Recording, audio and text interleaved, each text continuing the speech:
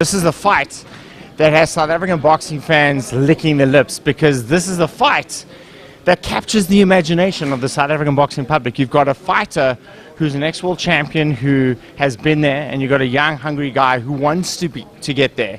So I think it's intriguing. I think it's one of those fights where legitimately fans in South African sports are interested in this contest. Look, you know, Malcolm's a good fighter, a world-class fighter. Not a good fighter, an excellent fighter. So we've had to plan accordingly. We've had a good training camp. We've had great sparring. You know, Azinga's in great condition for 12 rounds.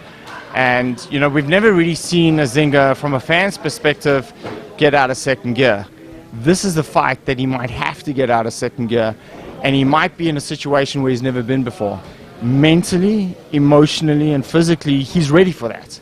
And that's what the public want. From a fan's perspective, they want that test. They want to see a young fighter step up.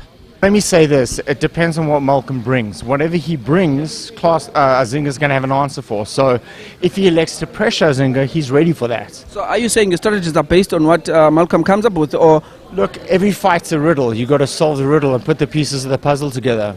Azinga's going to do that with flying colors on Sunday. Okay. You know, for me to talk about the game plan right now, for this to be on social media or any other platform, would be a little unfair. So at the end of the day, I'm saying this. Klassen's going to ask the questions. Azinga's going to provide the answers. And the answers are going to be exactly what we all want, and that's a victory come Sunday.